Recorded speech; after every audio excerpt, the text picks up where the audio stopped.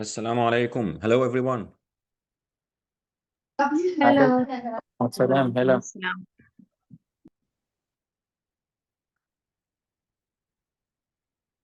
I hope you all are doing well, and I would like to welcome you all to this webinar.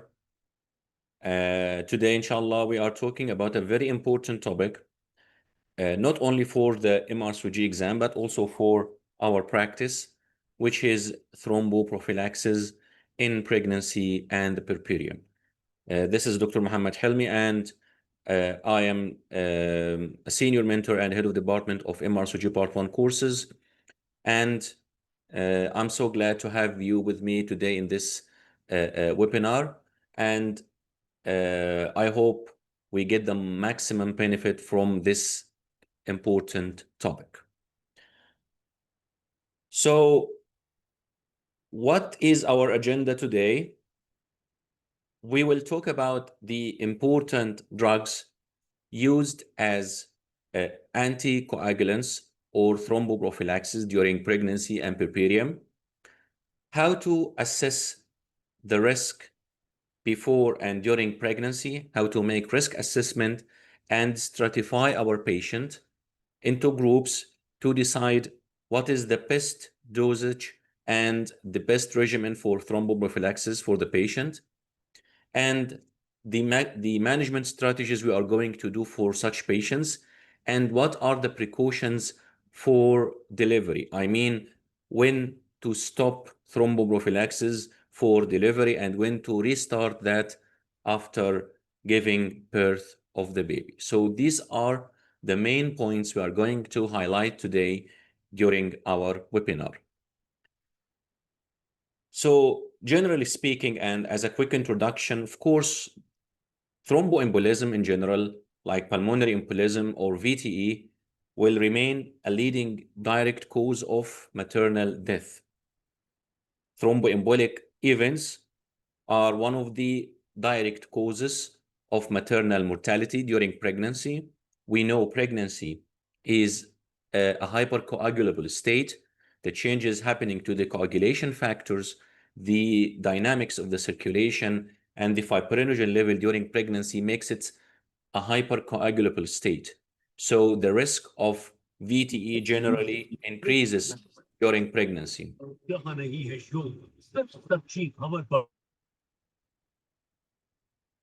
And with the presence of other risk factors, which we are going to talk about in a while, this can increase the risk more and more. So the importance of thromboprophylaxis cannot be denied, guys, okay? It's very important to know that the administration or giving the low molecular weight heparin reduces the VTE risk in patients, whether medical and surgical patients, by 60 and 70% respectively. So it's very important to consider giving the thromboprophylaxis in high-risk patients, including, of course, the pregnant women. Also, the VTE events in pregnancy can occur at any time, starting from the first trimester, even up to the postpartum. Not only postpartum is just a risky time, it's more than even pregnancy. So the relative risk postpartum of VTE is 5-fold higher compared to the antepartum. So we need to assess the risk during pregnancy and even after delivery. And we are going to, of course, state how we can assess the risk in a while. But generally speaking, we need to monitor the patient or monitor the risk factors from the first day of pregnancy and in the postpartum period. Okay, before going through the drugs and the regimens, and so we need to remind ourselves with some basic concepts. Okay, so the endothelium, which is the lining of the blood vessels, when is exposed to damage, okay, this trigger the platelet activation and coagulation cascade leading to thrombus formation. Okay, so at the same time, the endothelial also, or the endothelial surface has protective factors against the formation of thrombi and spreading of the thrombi. I mean that when there is an injury to a site of the circulation, at this site there will be thrombus formation. But what prevents this thrombi from spreading all over the circulation, okay, and making blood clots in unwanted sites? There are protective factors inside the endothelium which help to restrict the clot formation to the site of injury only.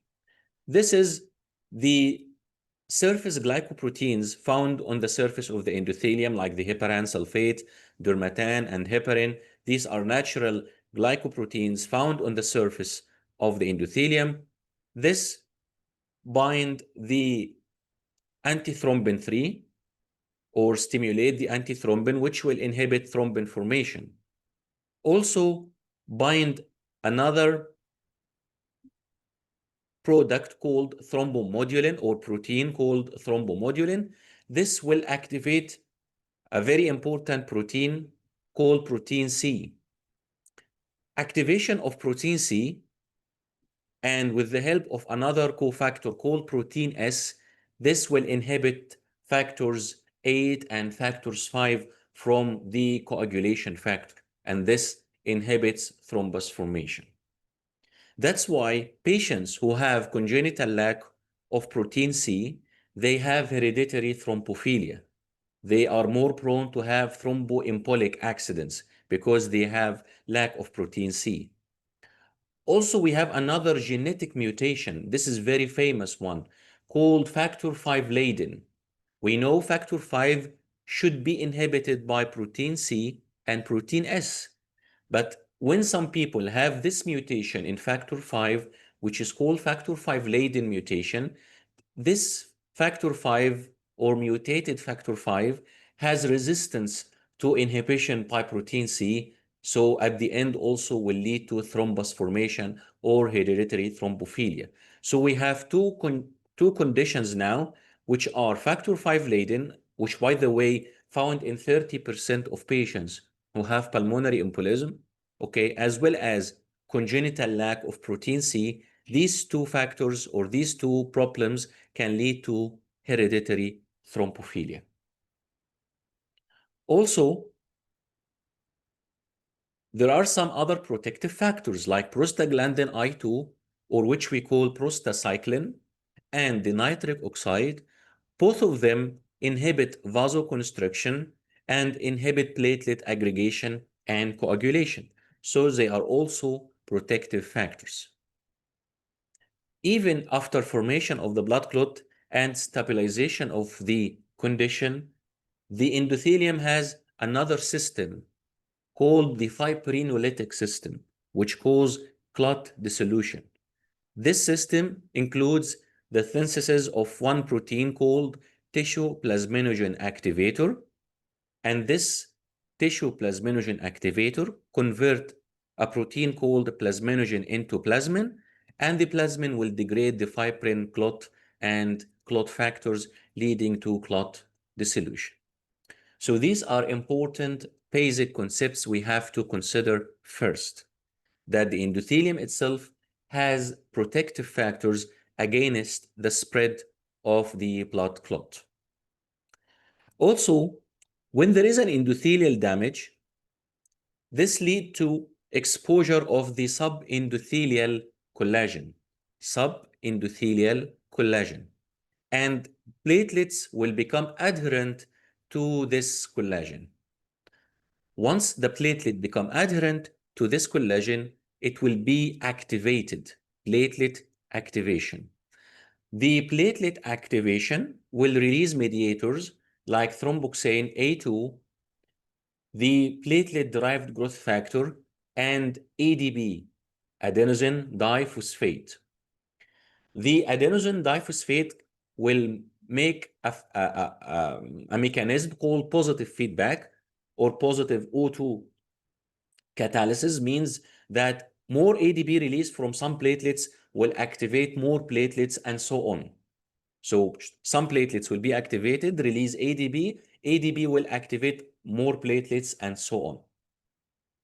Thromboxane E2 cause vasoconstriction, and also we have serotonin, which also promote vasoconstriction. So these are important mediators released from the platelets once activated. Thromboxane, serotonin, which cause vasoconstriction, platelet-derived growth factor, which cause vessel repair later on, and ADP, which activate more and more platelets.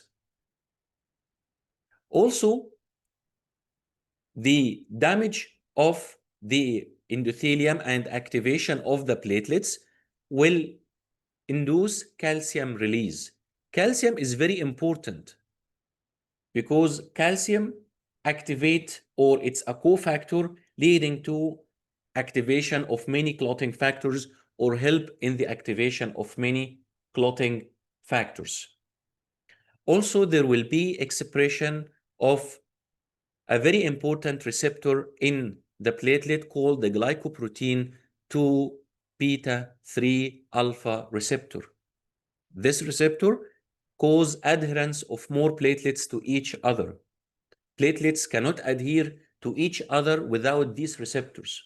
These receptors are like the hook or the key of adhesions or key molecules of adhesion between the platelets.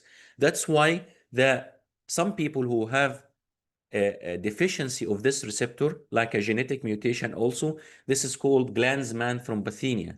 This is one of the hematology disorders. Okay, those people have like normal platelet count, but at the same time they have poor platelet function. The platelets cannot function properly because they don't have these receptors. Okay, anyway, the presence of calcium and the presence of these receptors lead to the platelet blood formation, and the platelet also expose another factor called factor 3, leading to activation of the coagulation cascade, which will convert the fibrinogen into fibrin, making the staple fibrin clot at the end. And of course, this is the coagulation cascade, and it's very important, okay, to know that we have two pathways. Intrinsic pathway, because of the damaged endothelium and the exposure of the subendothelial collagen. This lead to a cascade of activation of certain clotting factors. And we have the extrinsic pathway. When there is trauma, external trauma to the blood vessel, okay, there will be release of a tissue factor, protein called tissue factor, which will also activate another cascade of certain clotting factors.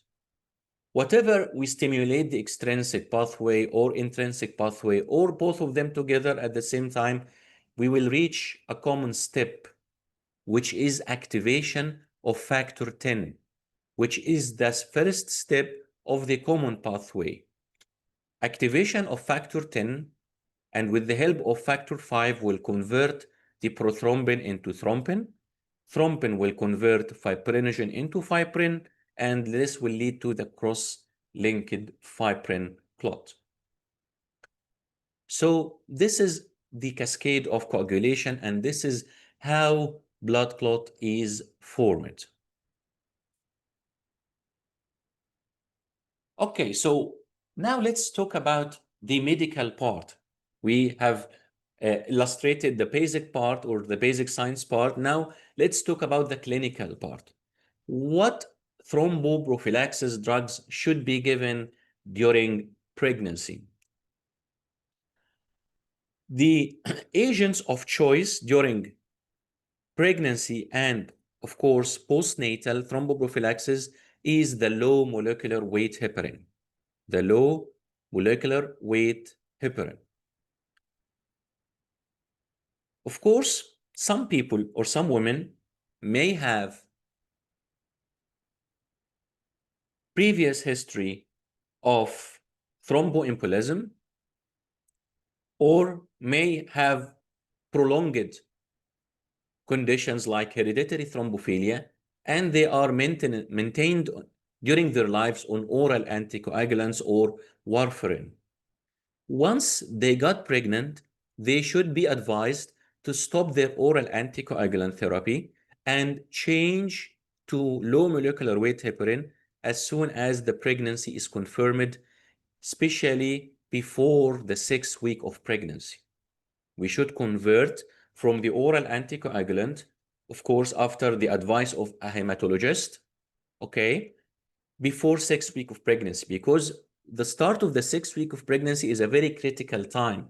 This is the time of organogenesis, the development of the organs of the fetus and the baby. And some oral anticoagulants might have teratogenic effect. So we should stop that before 6th week of pregnancy. And once they have a positive pregnancy test, they should start low molecular weight heparin. And here I'm talking about women not on warfarin or oral or other oral anticoagulants. I mean, they should start immediately if they have, of course, risk factors or they are candidates for thromboprophylaxis, because some women, of course, have no risk factors and they don't need their thromboprophylaxis during pregnancy. Not all the women, of course. We talk about certain women who have risk factors that which will be illustrated in a while. Okay, so of course, low molecular weight heparin dosage is based on the weight. And it's very important to monitor the doses of low molecular weight heparin in patients with renal impairment. Why? Because, of course, this drug is cleared by the kidney. So if a woman has a kidney impairment, we can reduce the doses of low molecular weight heparin because it will be accumulated in the blood and make exaggerated effect. So if I give a woman or a woman should have, depending on her weight, for example, she needs 60 milligram of low molecular weight heparin, but she has renal impairment, I might reduce the dose to 40 milligrams, because in such case, the excretion of the drug will be slower than the normal woman. Do we need to monitor the platelet count in women taking low molecular weight heparin? No, because low molecular weight heparin has minimal effect on the platelet count. The incidence of heparin-induced thrombocytopenia in low molecular weight heparin is much lower than the unfractioned heparin. So if a woman was previously before on unfractioned heparin, yes, I should monitor the platelet count. But if she is only on low molecular weight heparin, no need to monitor the platelet count. Okay, how do we monitor the activity of low molecular weight heparin? The activity of low molecular weight heparin is measured by a laboratory test called anti-factor 10 levels. What is anti-factor 10? We know that the coagulation cascade ends by or has a common step, which is activation of factor 10. The heparin and low molecular weight heparin do their function by inhibiting this factor 10. So we monitor the function of low molecular weight heparin or the action of low molecular weight heparin by the degree of inhibition of factor 10. This is a laboratory test, but should be a mandatory test or a routine test while using low molecular weight heparin during pregnancy? No, we don't need to do it as a routine test. It might be needed in some patients, like those, for example, having renal impairment. We might need to do the anti-factor 10 levels. But in a normal individual or a normal pregnant woman, we don't need to do this anti-factor 10 levels. So we adjust the dose depending on the weight. We reduce the dose in cases of renal impairment. It's safe in breastfeeding. We don't need to monitor the platelet count or the anti-factor 10 levels in a normal woman taking low molecular weight heparin. The only two conditions one for the platelet count if the woman was before on unfractioned heparin, or to measure the anti-factor 10 level if there is exceptions like renal impairment as the dose need to be readjusted. Am I clear so far, everyone?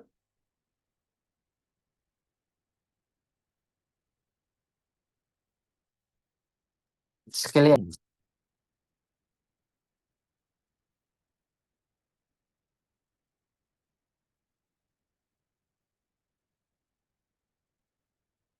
You can write in the chat box, okay, if you need any question or any clarification, you can send in the chat box.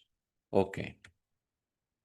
This table, okay, show how we adjust the dose of the low molecular weight heparin according to the weight. For part 1 exam, MRCOG exam, we don't need to remember, okay, how we calculate the dose.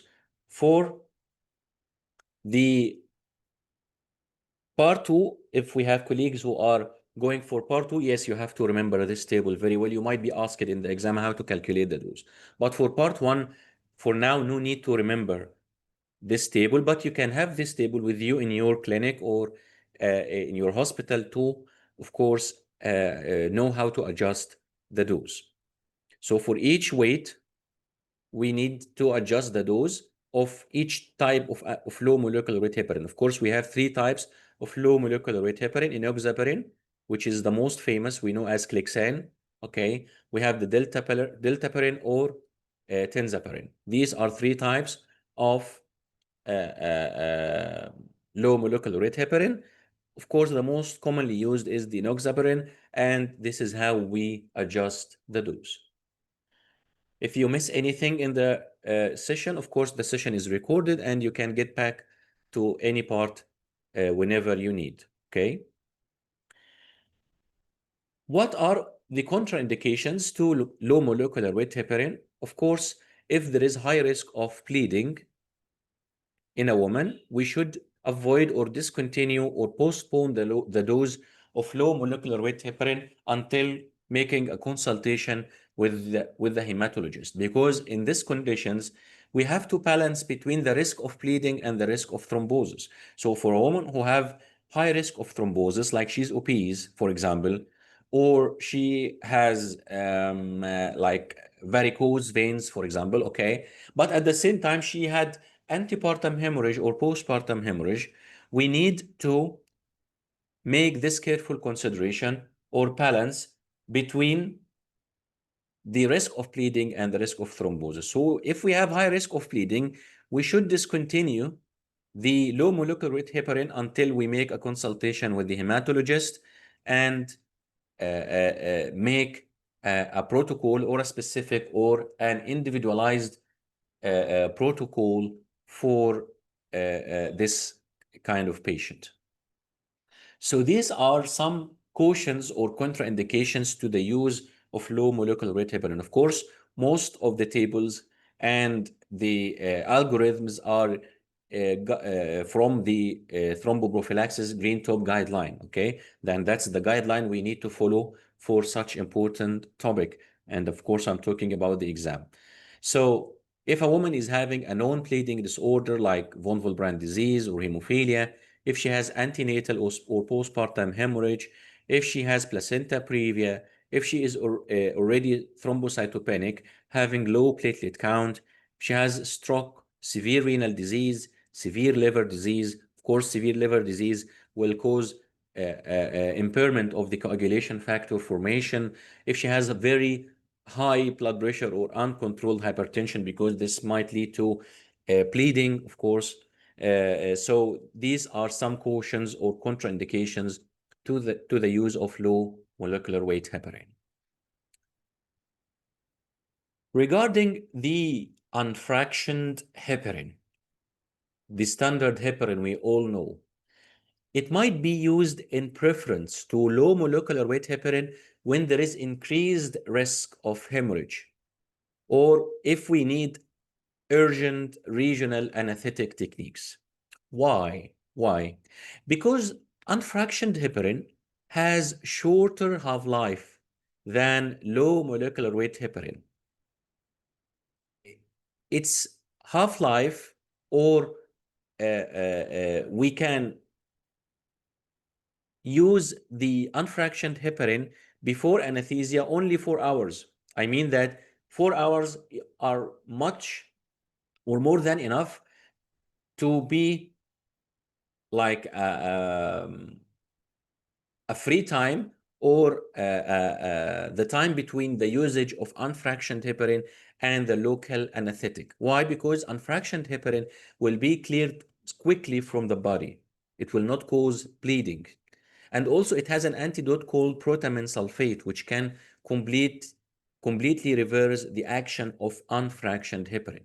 Unlike the low molecular weight heparin, which needs at least 12 hours between the administration or the last dose and the regional anesthetic technique.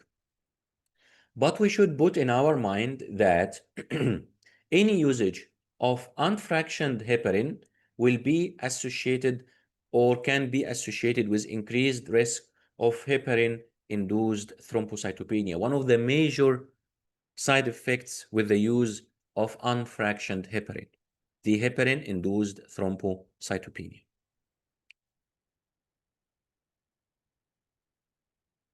If we are going to use unfractioned heparin, whether after cesarean section or any other surgery, we should monitor the platelet count every 2 to 3 days, from days 14 after the surgery up to day 14, from day 4 to up to day 14, or until heparin is stopped. So we will monitor the platelet count every 2 to 3 days from the fourth day post-operative until the end of 2 weeks, or until the heparin is stopped, whichever is sooner, of course. Of course, heparin activates antithrombin 3, leading to inactivation of thrombin, which is factor 2. Also inactivates factor 9, 10, 11, and 12. As mentioned before, its antidote is called protamine sulfate. We can give it intravenously or subcutaneously, and it's monitored by the coagulation profile test called activated partial thromboplastin time. We monitor the effect of unfractioned heparin by the activated partial thromboplastin time, while we monitor the effect of low molecular weight heparin by the anti-factor 10 activity. There are other anticoagulant medications, but they are not famous during pregnancy and puerperium, but we have to get some information about, like a drug called danaparoid, or it's very well known in the market by its trade name Orgaran, but we should remember this name, danaparoid. This drug activates antithrombin, which inhibits factor 10. So it works by activating antithrombin, which will inhibit factor 10. Of course, danaparoid can be used in some patients who have heparin allergy or heparin-induced thrombocytopenia. The available studies didn't notice any adverse fetal outcomes, but the problem with danaparoid that it has long half-life, so we should avoid using this drug with regional anesthetic, or we need to stop the drug for a very long time, at least 24 hours before regional anesthesia. So simply, it's better to avoid regional anesthesia in women receiving danaparoid for thromboprophylaxis. Also, the available studies showed that it might be safe to use it while breastfeeding. No studies have shown any adverse effect on the baby during breastfeeding. Of course, this drug also can be given IV or subcutaneously, and also it requires adjustment of the dose in people or in patients who have renal impairment, like exactly the low molecular weight heparin. This is called danaparoid. We have Fondaparinux, or known as the Arextra or the Fondaparinux. This drug is used for prevention and treatment of VTE outside pregnancy. There is limited experience to use this drug during pregnancy, and it has also a long half-life, about 18 hours, and 36 to 42 hours should pass following the previous dose before it becomes acceptable to show or to consider regional anesthesia. So this Fondaparinux or Arextra should be avoided during pregnancy. Yes, no reported hypersensitivity reactions, no reported adverse effect on the fetus, but there is limited experience during pregnancy. So up till now in the UK, this drug is licensed for being used outside pregnancy, not during pregnancy. Let's talk now about a very famous drug, the warfarin, or known as the Marivan or Coumadin. Of course, warfarin is one of the most efficient oral anticoagulants, especially in women having critical conditions like mechanical heart valves. This drug is more efficient than the low molecular weight heparin in prophylaxis against VTE and pulmonary embolism in such patients. But of course, the problem with warfarin that it is teratogenic in 5% of cases or 5% of fetuses exposed to these medications, especially between 6 and 12 weeks of gestation, leading to warfarin embryopathy. And this is a very famous exam question. Warfarin embryopathy, or known as the Conradi-Hanorman syndrome, can lead to these features, hypoplasia of the nasal bridge, congenital heart defects, ventriculomegaly, agenesis of the corpus callosum, and stippled or short epiphyses. And of course, the risk of this warfarin embryopathy is increased with the increase of the dosage, especially in women taking more than 5 milligrams per day. So if a woman is on long-term warfarin, she should be converted to low molecular weight heparin to avoid this risk of embryopathy. But I will give you also a hint. Like in some patient, if a pregnant woman who is at the same time having mechanical heart valve, this woman is at a very high risk for VTE during pregnancy. So what should we do in such cases? If the cardiologist and the hematologist say that the patient is in critical need for warfarin, because as I told you, warfarin is more efficient and more protective than low molecular weight heparin, there is a strategy we can do. And I'm telling this to you for clinical practice, not for the exam, okay? We can convert the woman to low molecular weight heparin at this critical time only, from 6 to 12 weeks. Okay? Then I will give her warfarin from 12 to 36 weeks gestation. And I will stop warfarin at 36 weeks and convert back to low molecular weight heparin from 36 weeks until she deliver her baby. Then postpartum, after 5 to 7 days, I will start or restart warfarin again. So what is this strategy? This strategy is recommended by some cardiologists and hematologists in some patients who have very high risk of VTE during pregnancy, like I told you, women with mechanical heart valves. So the critical period, which is from 6 to 12 weeks, period of organogenesis, I will stop warfarin, I will give low molecular weight heparin, okay? Then from 12 weeks until 36 weeks of pregnancy, the major period of pregnancy, I will give warfarin to protect the woman against VTE. Why I will stop at 36 weeks? Because now we are approaching labor. We cannot expect exactly the timing of delivery.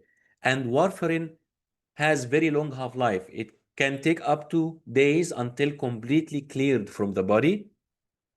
So I will stop at 36 weeks to avoid the risk of antepartum and postpartum hemorrhage in case a woman had labor pain. Until she delivers her baby, and of course, she will be protected by low molecular weight heparin until 5 to 7 days postpartum. I will start giving warfarin again. And why I don't start immediately after delivery also to avoid the risk of postpartum hemorrhage. So I will monitor the woman for 5 to 7 days to make sure that she has no bleeding or any kind of primary or secondary postpartum hemorrhage. Then I will restart warfarin. Of course, at any time the patient is off warfarin, of course, she is covered by low molecular weight heparin. So usually the low molecular weight heparin will cover the time where we off or we stop the warfarin. Am I clear so far, everyone?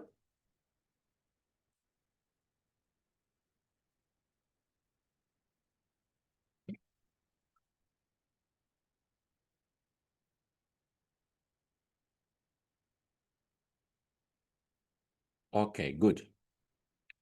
Of course, there are some other side effects of warfarin, like spontaneous miscarriage, stillbirth, neurological problems in the baby, fetal and maternal hemorrhage.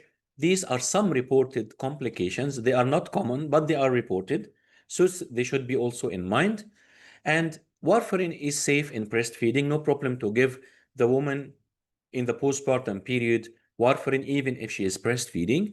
But as I told you, women receiving long-term anticoagulation with warfarin can be converted from low molecular weight heparin to warfarin postpartum when the risk of hemorrhage is reduced, usually 5 to 7 days after delivery. And this is also a very important exam question.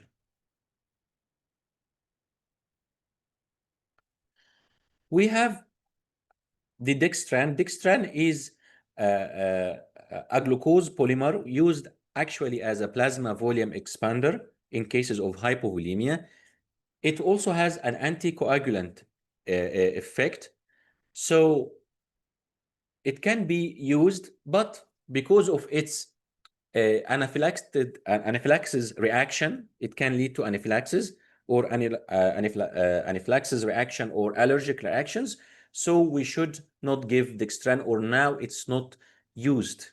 It can lead to many problems like uterine hypertonus, fetal distress, fetal neurological problems, and death because of the anaphylaxis to this solution. So we don't give it because of much side effects. So dextran has no use during pregnancy, and it's not common to be used in thromboprophylaxis now. It might be used outside pregnancy to reduce the risk of postoperative DVT, but its effect is less than low molecular weight heparin. So in the presence of low molecular weight heparin, we don't need to use such product. The newly elaborated oral anticoagulants, or what's known as the non-vitamin K antagonist oral anticoagulants, like dabigatran, rivaroxaban, apixaban. These work through direct inhibition of thrombin or factor 10. This should be avoided during pregnancy.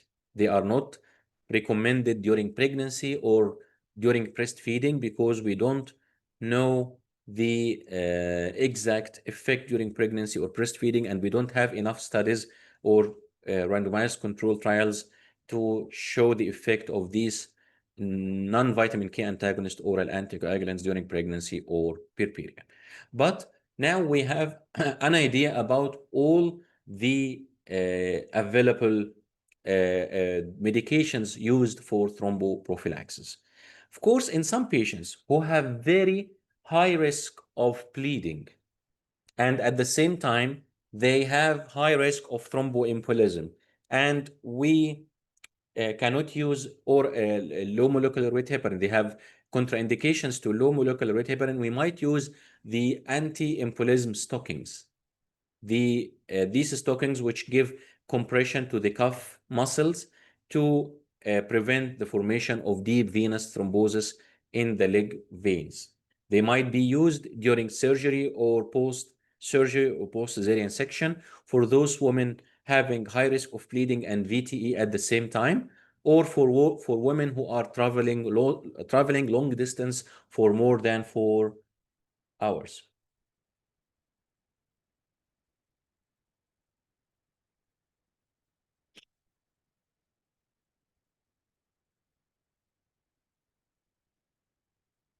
We can use low molecular weight heparin or unfractioned heparin. Both of them can be used during pregnancy. The first line is low molecular weight heparin, but in some cases, if you expect bleeding or if you have shortage of time and you need something with very short half-life, you can use unfractioned heparin. But we prefer the low molecular weight heparin because the risk of thrombocytopenia and also osteoporosis is much lower than the unfractioned heparin. Okay?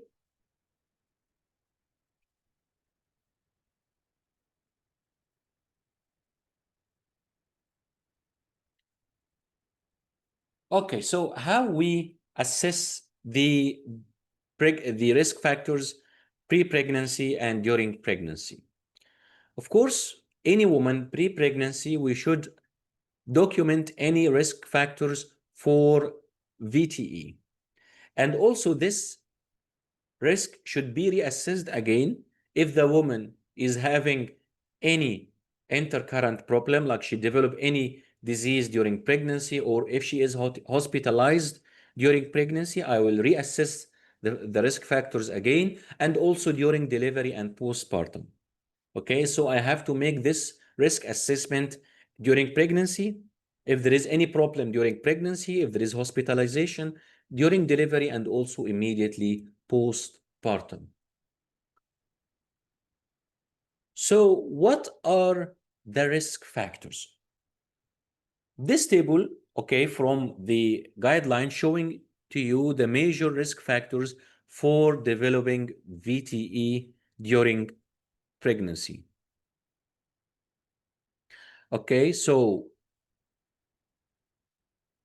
for the risk factors, we might have pre-existing risk factors, like a woman having a history of previous VTE, or if the woman have any thrombophilic disorder, she has thrombophilia, like heritable conditions like protein C deficiency, factor V Leiden, prothrombin gene mutation, antithrombin deficiency, which is a very major heritable problem, I mean severe problem which can lead to VTE, or acquired thrombophilia like the antiphospholipid syndrome or antiphospholipid antibodies. If she has a pre-existing medical problem like heart failure, nephrotic syndrome, type 1 diabetes, if she is sickle cell disease, IV drug abuser, all these are pre-existing factors which can lead to thromboembolism. If her age is more than 35, if her PMI is 30 or more, if she is having multiparity, 3 or more, smoker, varicose veins, paraplegia, all these under this category pre-existing conditions. Or if she has some of these obstetric risk factors, multiple pregnancy, preeclampsia, if she will undergo cesarean section, she has prolonged labor, instrumental delivery, stillbirth or preterm birth, or postpartum hemorrhage, needing to blood transfusion, okay? Or there are transient risk factors. These are risk factors which might be for short time and then they are, ended or removed. Like surgical procedure during pregnancy, like appendectomy during pregnancy. If she has hyperemesis gravidarum, OHSS, ovarian hyperstimulation syndrome, if she had, for example, induction of ovulation, and then she developed ovarian hyperstimulation syndrome and she got pregnant at the same time. So this is a risk factor. If she's admitted during pregnancy to the hospital for 3 days or more, if she has current infection during pregnancy like pyelonephritis or pneumonia, or if she's traveling for long distance more than 4 hours. These are most important risk factors or what should be considered while assessing the risk during pregnancy. Of course, in the Green Top guidelines, they put a scoring system for each risk factor. Some risk factors get the score of 4, some risk factors get the score of 3, some risk factors get the score of 1 or 2, for example, like for the obesity, it's generally 1, but if the BMI is 40 or more, it will take the score of 2, okay? Some risk factors, like I told you, 1 or 2 or 3 or 4, whatever the risk factors, and this risk factor table or risk scoring system should be found in any file of the patient, and we check the risk factors found and give her the final score, and according to the scoring system, we will decide what is the dose and what or for what duration should we give thromboprophylaxis. But let me show you now how to deal with the clinical scenarios, even if you don't remember this scoring system. Of course, this scoring system can be remembered and can be studied, okay? And by repetition many times, you can know which risk factors take the score of 4, score of 3, score of 1, or whatever, okay? And of course, the scoring system is much more important for part 2 MRCOG than part 1. But for part 1, you can have also a clinical scenario. And there is a way by making analysis of the patient and good stratification of the patient, you can answer the scenario even if you don't remember the scoring system, or I mean the score of each risk factor. So when I have a clinical scenario, and please focus with me now in this part, we should make a patient categorization in one of 3 groups. The first group, a patient having risk factors other than previous VTE or thrombophilia. So when I check the history of the patient doesn't have any previous VTE episodes, and her thrombophilia tests or panel is negative. She had thrombophilia investigations, and she has no heritable or acquired thrombophilia. But at the same time, she has risk factors, like she's obese, for example, she's a smoker, she has infection, she has a medical illness, okay? But she has no previous VTE or no thrombophilia. This is the first group. Second group, a patient having previous VTE, like when you take the history from the patient, she will tell you that I had a VTE before, like a DVT or a pulmonary embolism. But when you do the investigations for her, she has no thrombophilia. So this VTE is not related to thrombophilia. She is completely negative for any heritable or acquired thrombophilia. But at the same time, she has a previous history of VTE. This is the second group. The third group, patient having thrombophilia. Any patient having positive thrombophilic test, like heritable or acquired, whatever, okay? So I have first to categorize the patient in one of these 3 groups. So let's start talking about the first group. The first group, patient having risk factors other than previous VTE or thrombophilia. And I usually here say I will apply the rule of numbers. Rule of numbers. So I will decide depend on the numbers of risk factors. I mean that the patient, if having 4 or more risk factors, like for example, she is obese, she is a smoker, she has varicose veins, and she has infection, for example. Now she has 4 risk factors, 4 or more. I will start giving the low molecular weight heparin during pregnancy, from the first day of pregnancy throughout the antenatal period, and 6 weeks postnatally or 6 weeks postpartum. But of course, I should make a postnatal risk assessment. Why? Because these risk factors in pregnancy might be temporary or transient risk factors or obstetric risk factors, which will be cleared or ended by delivering the baby. Okay? So I will give or make a reassessment postnatal, but generally speaking, if we have 4 or more risk factors, I will give throughout pregnancy and 6 weeks postpartum. What if I have 3 current risk factors only?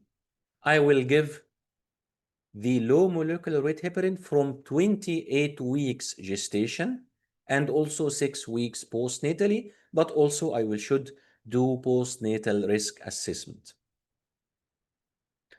If I have 2 current risk factors, I will give the low molecular weight heparin only postpartum, 10 days postpartum only. In pregnancy, all you need is mobilization and avoidance of dehydration during pregnancy. And I will give the prophylaxis 10 days postpartum. So that's the rule of numbers in patient having risk factors other than previous VTE or thrombophilia. Let me ask you a question now, and I need your answer. After saying these 3 conditions, what about if a woman is having only one risk factor? Does she need thromboprophylaxis now after these 3 conditions?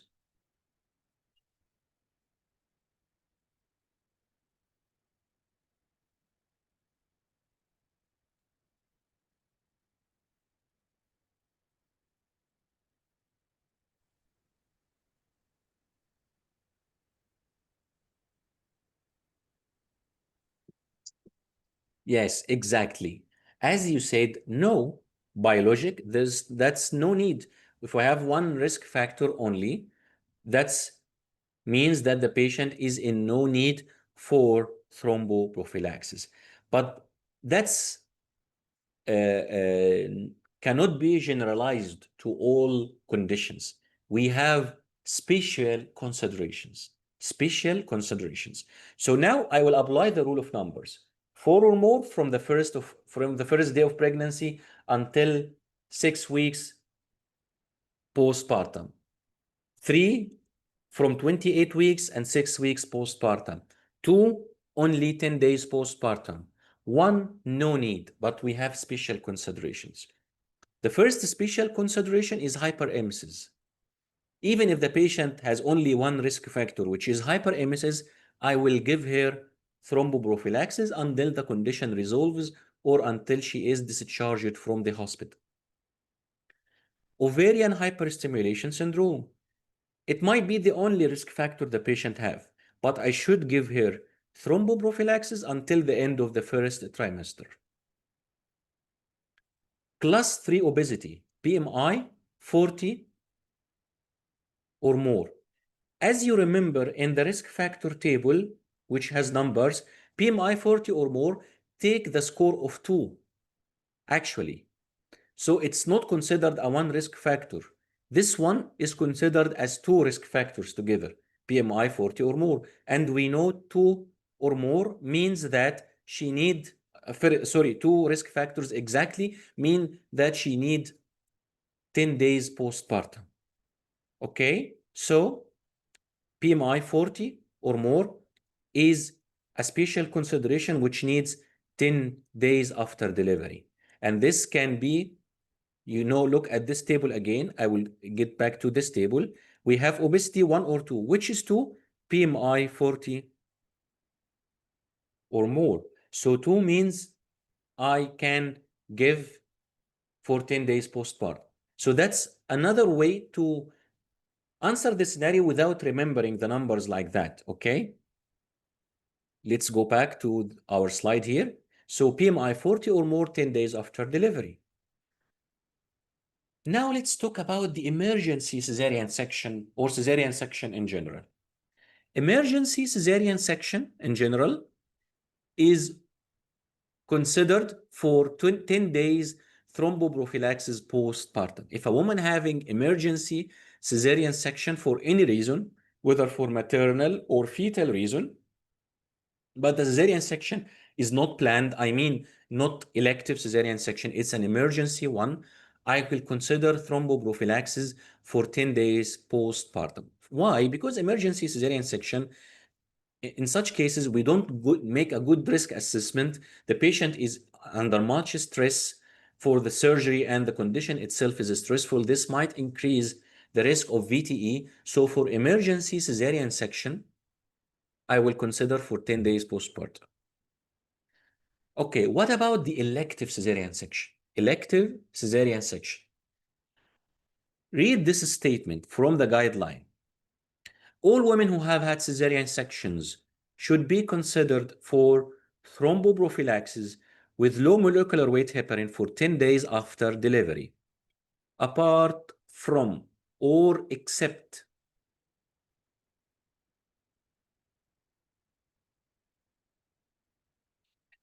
those having an elective cesarean section, who should be considered for thromboprophylaxis with low molecular weight heparin for 10 days after delivery if there is one condition. If they have any additional risk factor. So elective cesarean section itself will take a score of 1 risk factor. So if the patient is fit and well without any other risk factors, no need to give thromboprophylaxis after elective cesarean section, unless she has any additional risk factor. So if they have any additional risk factor, that means that if she has any additional risk factor, now 1 + 1 = 2. 2 means I'm going to give for 10 days postpartum. So who should be considered for thromboprophylaxis with low molecular weight heparin for 10 days after delivery if they have any additional risk factors. Here I'm talking about the UK guidelines. I know in many settings, in many hospitals, in many places, they give for all people with cesarean section or all women with cesarean section low molecular weight heparin. I'm not talking about what you do in your hospital. I'm talking about now what is related to the guideline and what is important for exam. Am I clear so far, everyone?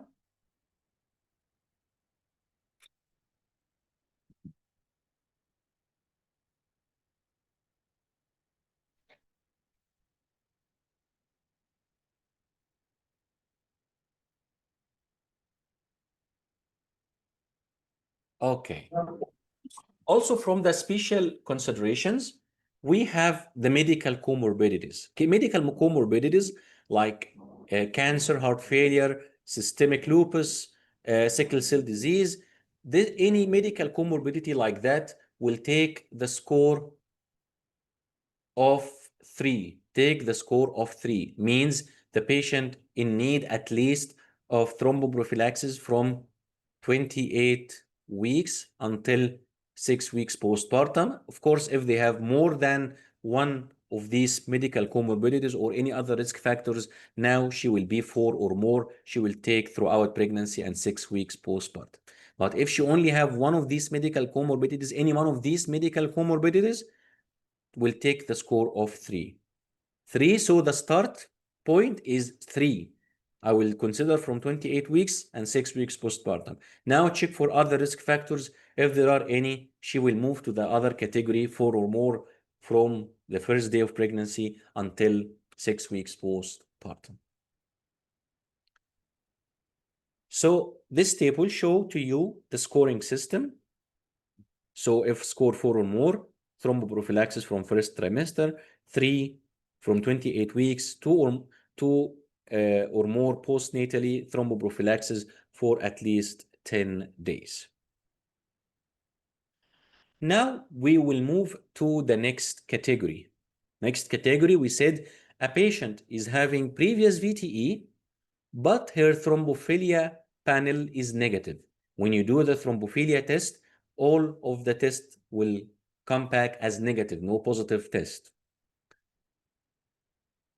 Of course, any woman with previous VTE have increased risk of recurrence during pregnancy of about, and postpartum, of course, 2 to 11%, 2 to 11%. Of course, we should make a pre-pregnancy counseling and risk assessment, especially for those women having previous VTE, and advise them for thromboprophylaxis during pregnancy and put the plan together.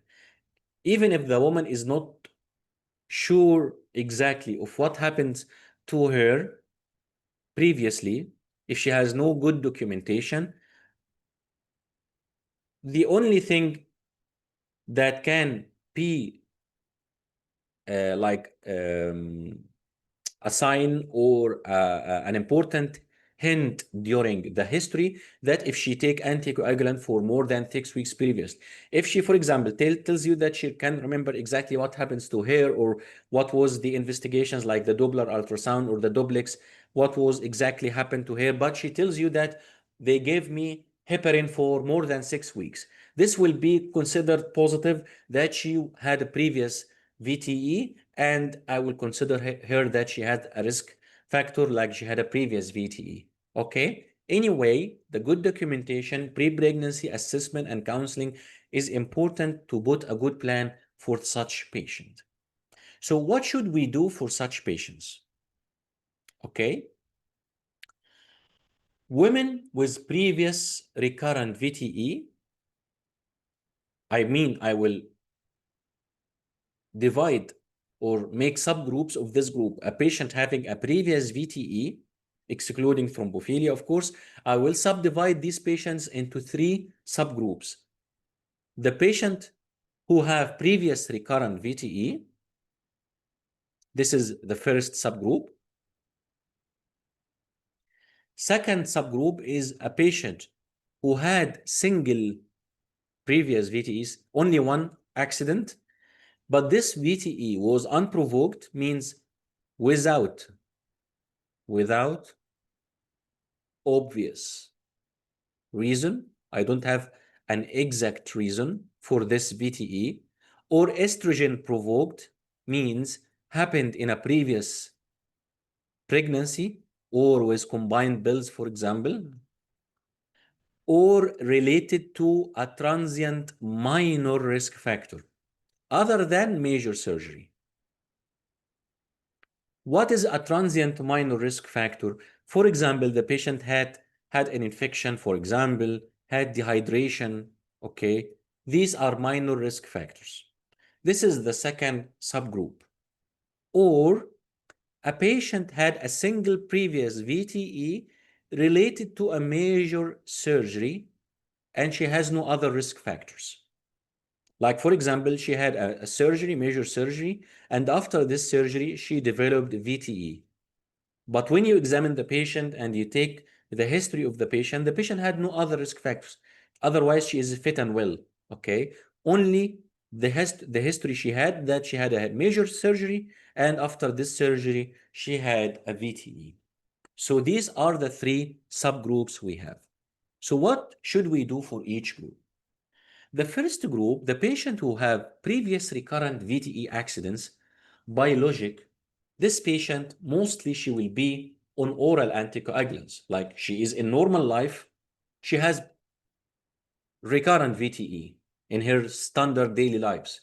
So of course, this kind of patient mostly are maintained on oral anticoagulants by their hematologist. So in pregnancy, we will give their thromboprophylaxis from the first day of pregnancy, but with higher doses of low molecular weight heparin. Higher doses. What is the higher dose? I will not calculate the prophylactic dose. I will calculate the therapeutic dose and then give her 50% of the therapeutic dose or 75% of the therapeutic dose or even the full therapeutic dose. Who will decide this? The hematologist, not me. So I'm going to give her higher doses of low molecular weight heparin antenatally and 6 weeks postpartum or until she returned to oral anticoagulant after delivery.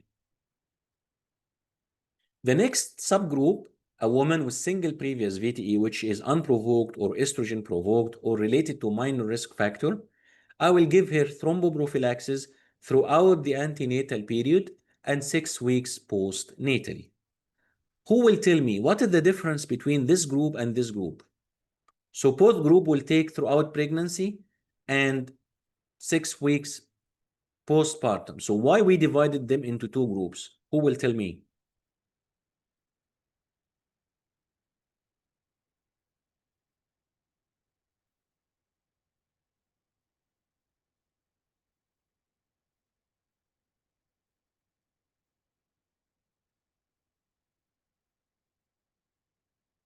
Think, my dear colleagues, and answer. What differences you see between these two groups?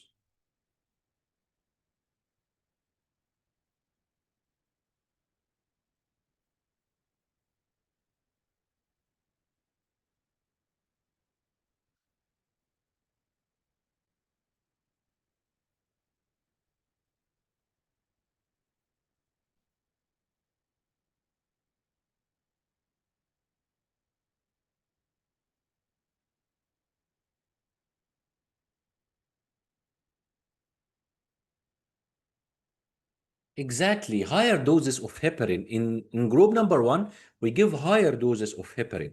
But in group two, we give the standard prophylactic dose according to the weight. Guys, therapeutic doses are much higher than the prophylactic doses, okay?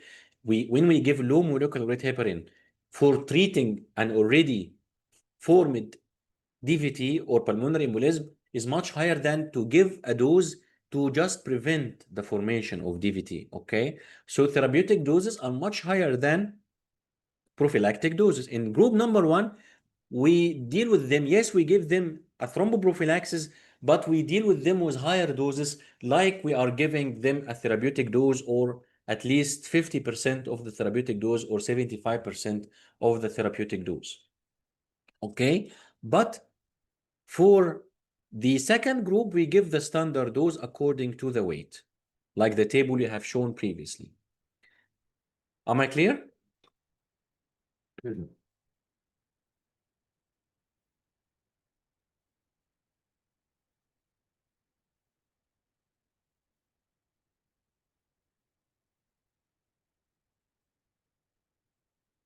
I clear, everyone? Okay. So women with single previous, that's the third group, single previous VTE related to major surgery and no other risk factors, then I will say that the patient will take from 28 weeks and 6 weeks postnatally.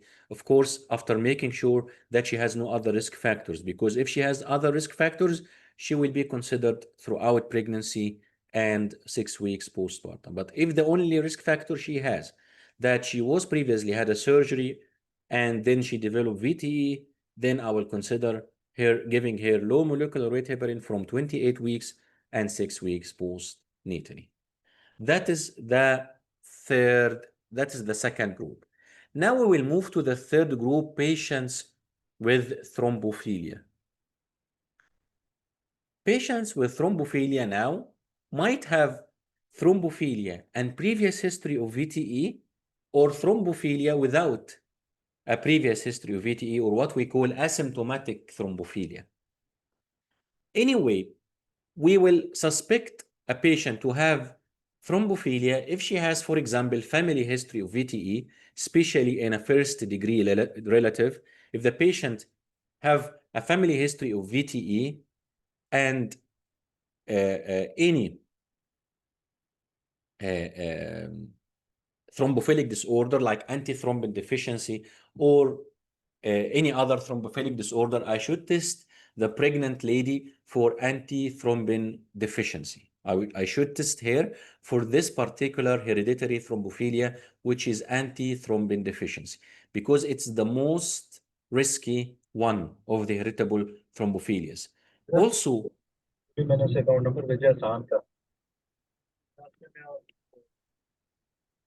guys, can you make sure that your mics are off, please, because the affected. Okay, thank you.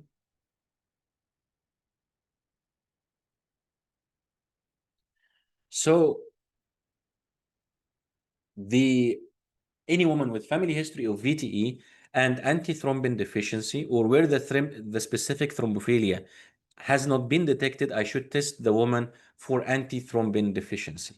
Also, if a woman has a previous history of unprovoked VTE, she had a previous VTE, and I don't know exactly what is the reason, I should test her for the antiphospholipid antibodies. If a woman has no personal history or risk factors for VTE, but have a family history of unprovoked or estrogen-provoked VTE, that means that this happened in her first-degree relative who was having an age under 50 years, should be considered for thrombophilia testing. So these are the conditions where I should test the pregnant lady for thrombophilia or in the pre-pregnancy screening or pre-pregnancy counseling. If she has a family history of VTE and the family history is known as antithrombin deficiency or not detected yet, I will test her for antithrombin deficiency. If she herself has an unprovoked VTE, I test her for antiphospholipid antibodies. If she has a history or a family history of VTE in a first degree relative under 50 years old, which was unprovoked or estrogen provoked, I test her for all thrombophilia panel. All thrombophilia panel. Okay, now let's talk about the heritable thrombophilias. The heritable thrombophilias include antithrombin deficiency, protein C and protein S deficiency, prothrombin gene mutation, factor V Leiden are all heritable thrombophilias. First, let's talk about the most risky, antithrombin deficiency. Antithrombin deficiency. Those women who are having antithrombin deficiency also will be maintained through their lives on oral anticoagulant. So when they got pregnant, I should give them higher doses of low molecular weight heparin, also like 50%, 75%, or full treatment dose, like what we did in the recurrent VTE, and 6 weeks postpartum or until returned to oral anticoagulant therapy. And here, in such cases, we should, of course, make the management in collaboration with hematologist, and in such cases, we should measure the antenatal anti-factor 10 monitoring. Why? Because this is a high-risk cases, and we give them higher doses. So we should monitor the anti-factor 10 monitoring. Also, such patient may need, during surgery or during labor, antithrombin replacement. They need this factor replacement because they have antithrombin deficiency. Other heritable thrombophilic defect, like I told you, the other factors like factor V Leiden, protein C, protein S deficiency, prothrombin gene mutation, we can give them low molecular weight heparin antenatally and 6 weeks postpartum or until returned to oral anticoagulant therapy after delivery. So what is the difference between this group and the previous group with antithrombin deficiency? Of course, again, it's the dose. In antithrombin deficiency, I give higher doses. In other heritable thrombophilic defect, I give the standard prophylactic doses. For acquired thrombophilia, those women having VTE associated with antiphospholipid syndrome, like the woman has previous VTE and she is known to have antiphospholipid syndrome, also she will be on thromboprophylaxis or maintained on oral anticoagulant through her life. So I'm going to give her higher doses also of low molecular weight heparin and 6 weeks postpartum or until returned to oral anticoagulant therapy after delivery, and also should be managed in collaboration with the hematologist or rheumatologist with expertise in this area of thromboprophylaxis. What about the asymptomatic thrombophilia? What about the asymptomatic thrombophilia? The women who have thrombophilia, but at the same time, she didn't experience any previous VTE episodes. So I was talking before about women who having thrombophilia with a heritable or acquired and a previous VTE accidents. But here I'm talking about asymptomatic cases. This will depend upon the type of thrombophilia. They should be stratified according to the type of thrombophilia and if there is other risk factors or not. Okay?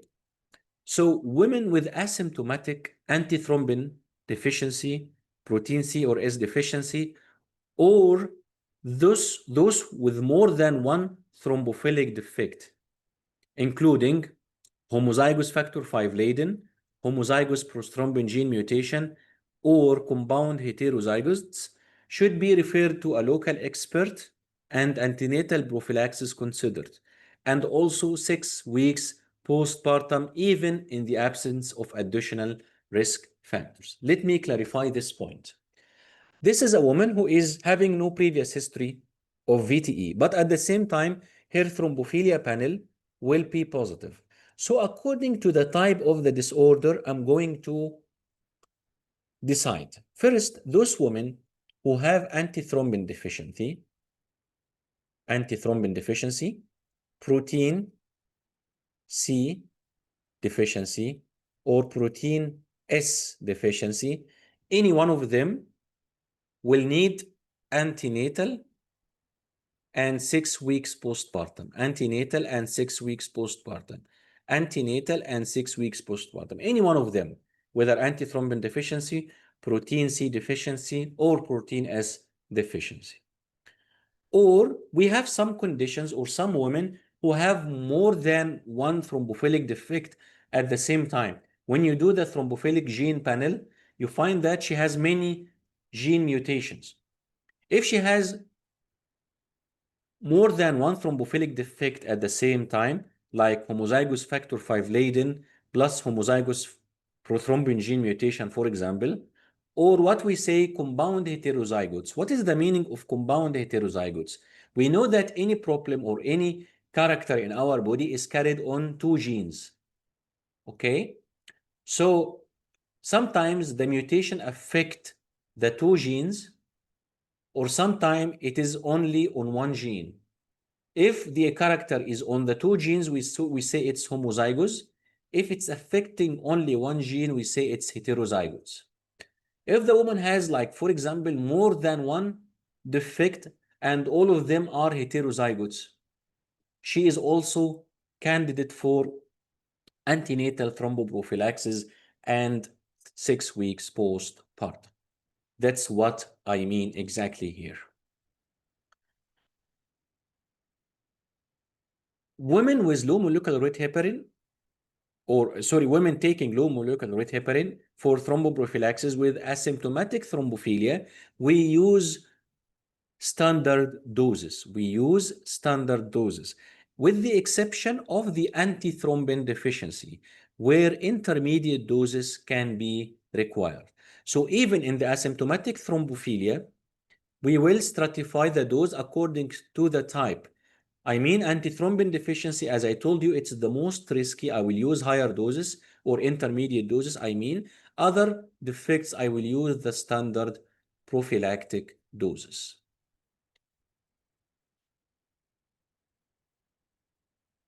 If a woman has only heterozygote factor V Leiden or heterozygous prothrombin gene mutation, or having only the antiphospholipid antibodies without any previous VTE or without any previous obstetric complications, like she has the antibodies only, but she has no syndrome. We know the syndrome means that she has the antibodies and she have either obstetric complication like recurrent miscarriage or so, or previous VTE. That's the syndrome. But some people have the antibodies positive without the syndrome itself. So if a woman is having heterozygotes factor V Leiden or heterozygotes prothrombin gene mutation or antiphospholipid antibodies, any one of them, I'm not saying all of them, because all of them, we said before, it's compound heterozygotes, and this considered for antenatal and 6 weeks postpartum. I'm saying one of them only. So any one of them is considered one risk factor. This is one risk factor. This is one risk factor. This is one risk factor. So I will check the woman. If she has any one of them, I will count the other risk factors and go back to the rule of numbers I told you before at the beginning. If the woman has one of these problems and other three risk factors, so 1 plus 3 equal 4. 4 means antenatal and 6 weeks postnatal.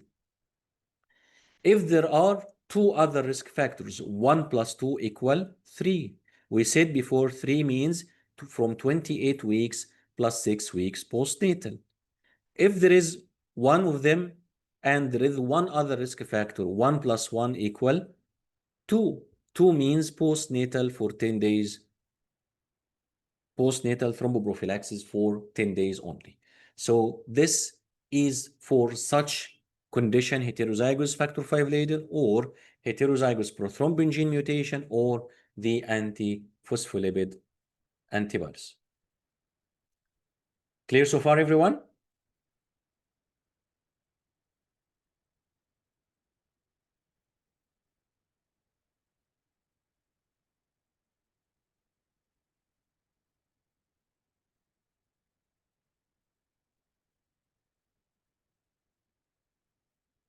Guys,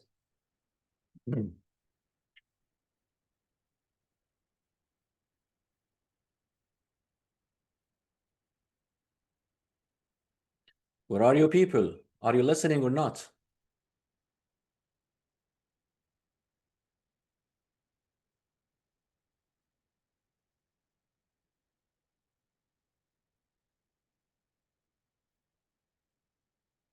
Anything difficult to understand? Okay. Okay, so that's good. Okay, so also this table shows or summarize what we have mentioned before, patient with very high risk, intermediate, and low risk. The same categorization, okay, but still I prefer the classic way I told you about, stratify into the three groups, risk factors other than VTE or thrombophilia, risk factors like thrombophilia without VTE or previous VTE without thrombophilia. Okay, so what are the precautions for delivery? What are the precautions for delivery? If the woman is receiving antenatal thromboprophylaxis and she began labor pains or she had any vaginal bleeding, you should counsel her that she stop any injection until being admitted to the hospital and reassessed, and the further doses should be prescribed by medical staff. Because we know low molecular weight heparin can be injected subcutaneously by the patient herself. So you will tell her that if she experiences any bleeding, or if you feel that the labor begins, stop any further injections until you come to the hospital and to be reassessed. The prophylactic doses of low molecular weight heparin should be stopped at least 12 hours before the regional anesthesia, or if the patient is taking therapeutic doses, I should stop the low molecular weight heparin 24 hours before the regional anesthetic techniques. So when should I interrupt the low molecular weight heparin? According to the dose, before the surgery or before the regional anesthetic, in particular, at least 12 hours for prophylactic doses and 24 hours for therapeutic doses. If a woman is receiving antenatal low molecular weight heparin and having an elective cesarean section, should receive the thromboprophylaxis dose on the day prior to the delivery, and on the day of the delivery, any morning dose should be omitted and the operation performed that morning. So, for example, if today is 17th of August, for example, and tomorrow 18, the patient has elective cesarean section on the 18th of August. So the last dose she should take for low molecular weight heparin will be on the day of before the surgery or in 17. ask her or tell her to omit any dose on this day until cesarean section is done. After cesarean section, she will take further doses after that. Okay? The first thromboprophylaxis dose of low molecular weight heparin should be given as soon as possible after delivery, provided that there is no postpartum hemorrhage and regional analgesia has not been used. So if the woman had cesarean section or delivery, okay, we can give the thromboprophylaxis. Of course, this will be according to the risk of bleeding and according to the risk of VTE. And with the consultant of hematologist, it's better to give as soon as possible, as long as the regional analgesia has not been used, like spinal or epidural anesthesia. Like, for example, if she had the delivery by general anesthesia, for example, okay? Or with local anesthetics, for example, okay? But for regional, like spinal or epidural, we have certain precautions. What are these precautions? That we have 4 hours forbidden hours after the use of spinal anesthetics or after the epidural catheter has been removed. We should not give 4 hours or for 4 hours any low molecular weight heparin after the spinal anesthesia or after the epidural catheter has been removed. Like, for example, if the patient had, for example, cesarean section at 6 a.m. at the morning, okay, and she had this cesarean section by spinal anesthesia, when should we give the first dose of low molecular weight heparin if she needs low molecular weight heparin? She will take the first dose should be taken, not mandatory, but at least if I will start as soon as possible, not before 10 a.m. So from 6 to 10 a.m., no way I will give low molecular weight heparin. I will start at least 10 a.m. or even maybe after that if the patient is having high risk of bleeding. Okay, so this is one scenario. If the patient, for example, had a cesarean section at 6 a.m. at the morning, but she had epidural catheter for post-operative pain, and this epidural catheter is removed 4 hours after the cesarean section, for example, 10 a.m. When should I give the low molecular weight heparin? I removed the catheter at 10 a.m. at the morning, 4 hours after the cesarean section. When should I give the low molecular weight heparin?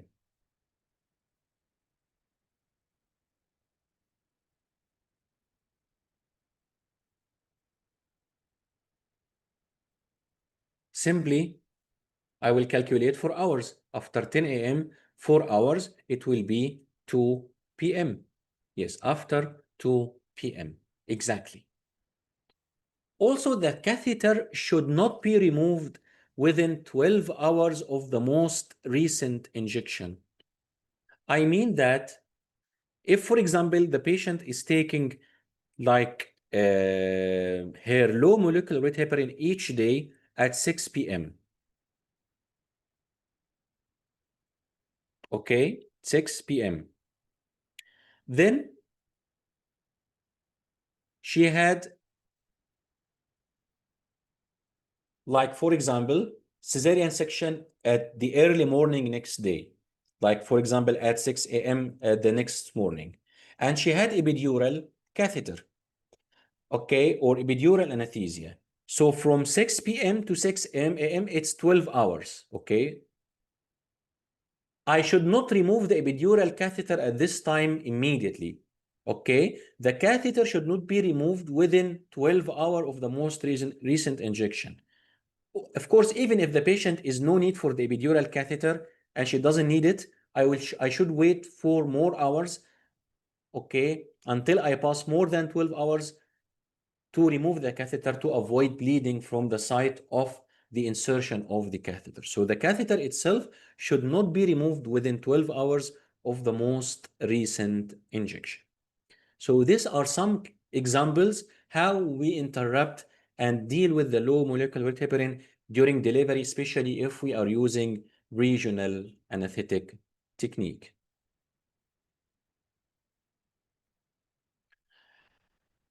At the end, also during labor, we might use anti-embolic stockings, especially if the patient is in high risk of bleeding or hematoma, or we can also use unfractioned heparin because it has shorter half-life. So this is also from the recommendations that should be considered if the patient is at high risk of bleeding. This is the topic, and this is what we need to know for practice and for the exam, specifically for part 1 exam. And before we end, let's practice a few questions to solidify the knowledge. So which of the following is a recognized side effect of heparin usage?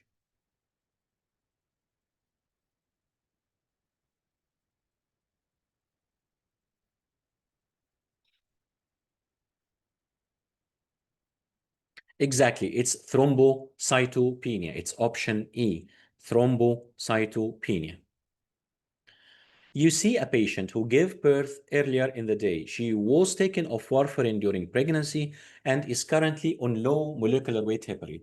She intends to breastfeed for the first 6 to 8 weeks and wants advice regarding restarting warfarin. Which of the following is appropriate?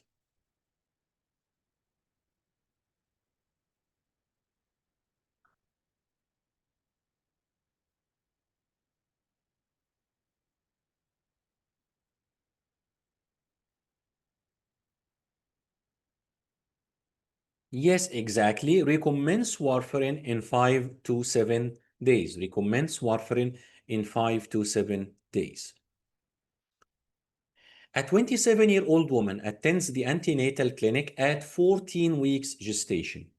This is her second pregnancy, and she suffered a pulmonary embolism during her first pregnancy 3 years ago. Her thrombophilia screen taken prior to pregnancy is negative. What is the most appropriate course of action at this point?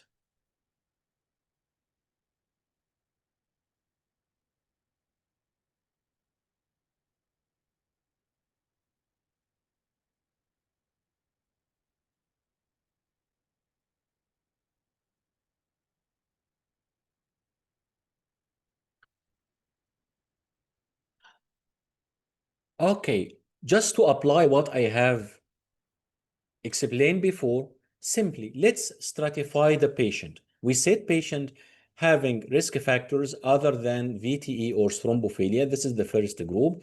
Patient with previous VTE excluding thrombophilia, and patient with thrombophilia.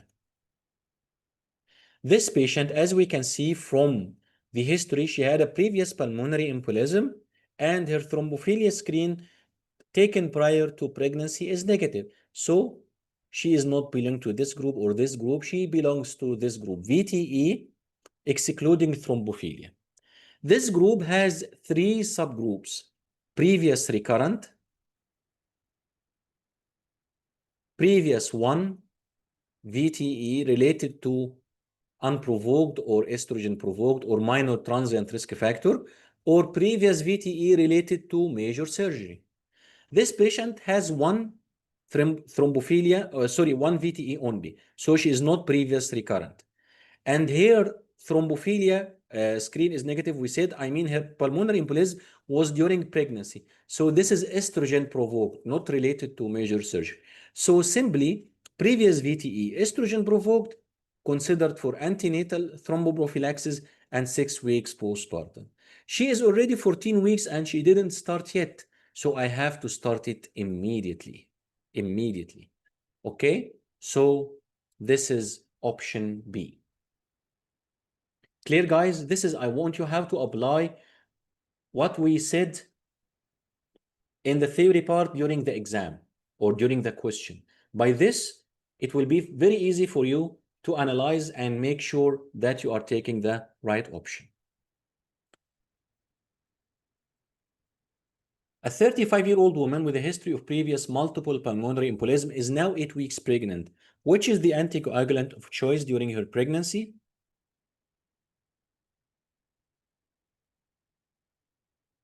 Of course, it's low molecular weight heparin. It's low molecular weight heparin. What is the mechanism of action of dabigatran? This is one of the non-vitamin K antagonist.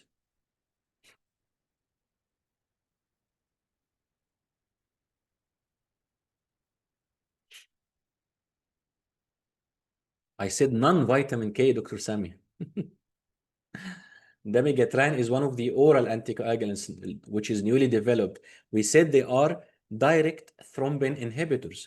Dabigatran, okay, is one of the direct thrombin inhibitors.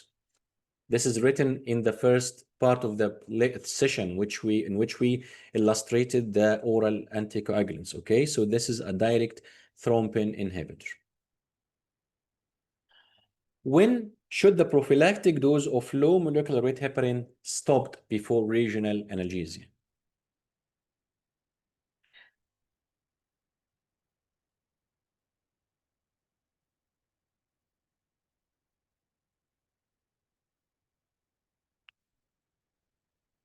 Exactly 12 hours. The prophylactic dose, 12 hours. The prophylactic dose should be stopped at least 12 hours. A 24-year-old woman attends her obstetric ultrasound appointment. Her medical history noted mechanical prothetic valves. The scan reveals the presence of depressed nasal bridge, stippling of non-calcified epiphyses, and microcephaly. No other abnormalities were noted. A history of taking which drug is likely to explain this etiology? Of course, this is obviously, yes, warfarin emperiopathy. Warfarin emperiopathy.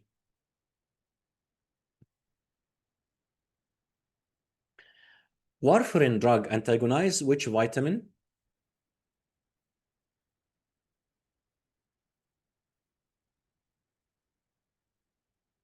Warfarin acts, yes, on the vitamin K dependent clotting factors. Vitamin K dependent clotting risk factor. So warfarin drug antagonizes vitamin K and inhibit the vitamin K dependent clotting factors. When should the last therapeutic dose of low molecular heparin be stopped before regional anesthesia? I think we said the prophylactic 12, so the therapeutic is, of course, 24 hours. 24 hours.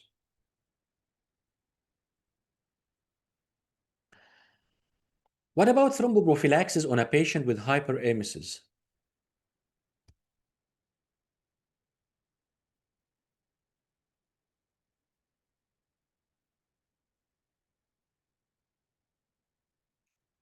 For hyperemesis, yes, until discharge or until the condition resolves.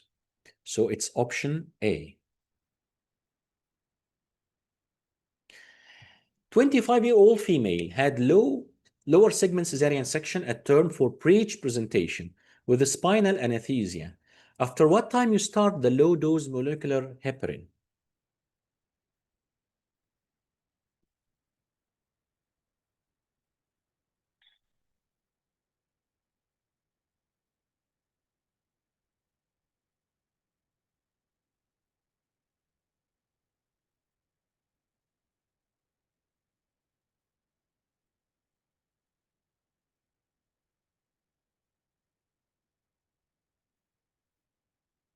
The question, after what time you start or you can start low molecular weight heparin? We said it can be started.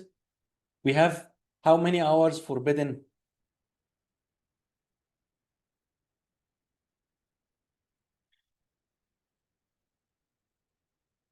And this patient took only spinal anesthesia.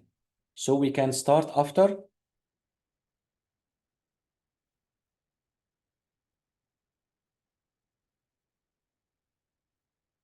He said after what time you can start. It doesn't mean that you will exactly start at 4 hours, but after what time you can start.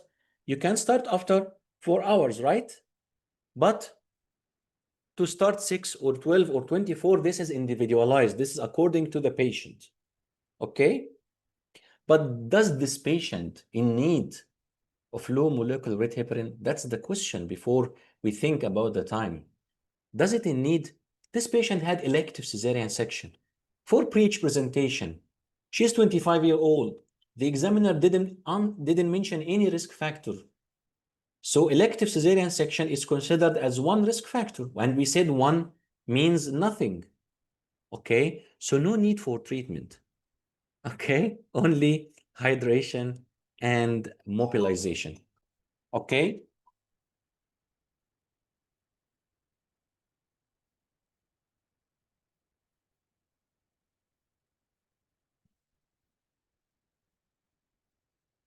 This is, of course, a tricky question, but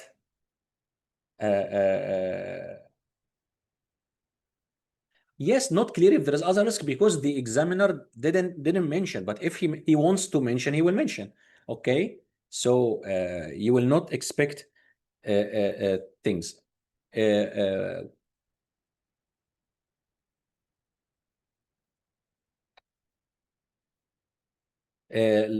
Things will be clearly written in the scenario, of course.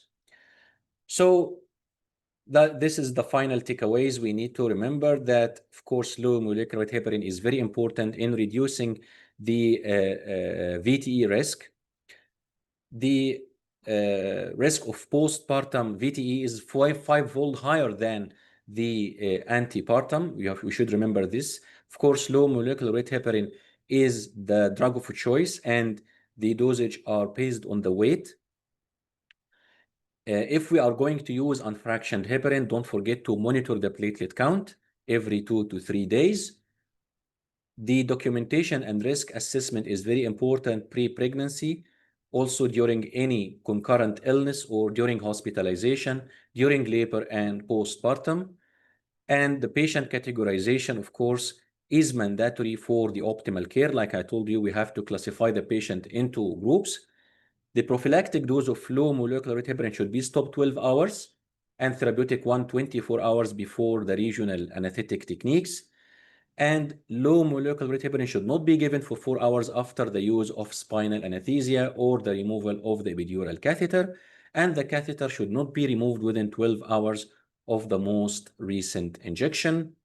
Women with very high risk of bleeding, and she also at high risk of thromboembolism, we might use the anti-embolic stockings, or the unfractioned heparin can also be considered because it has shorter half-life.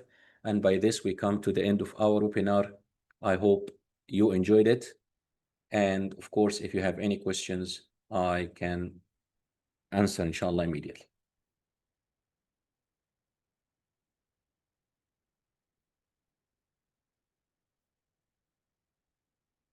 You are very welcome.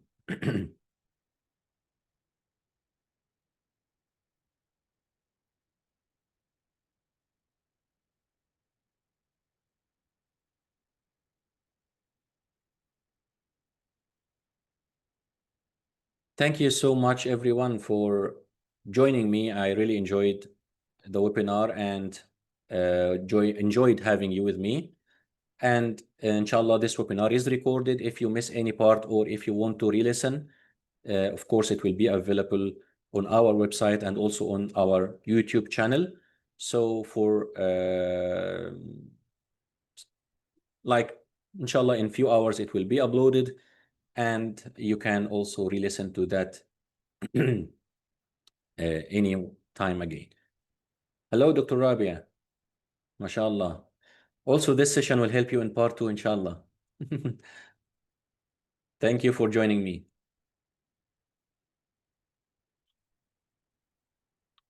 Yes, this part is also important for part 2, so that's good you joined the session. Thank you so much.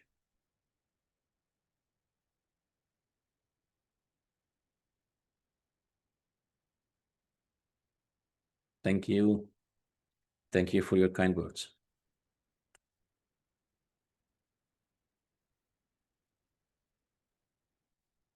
Okay, everyone, thank you so much once again for joining me, and also keep following our social media accounts and pages for more webinars to come. Thank you. See you. Bye-bye.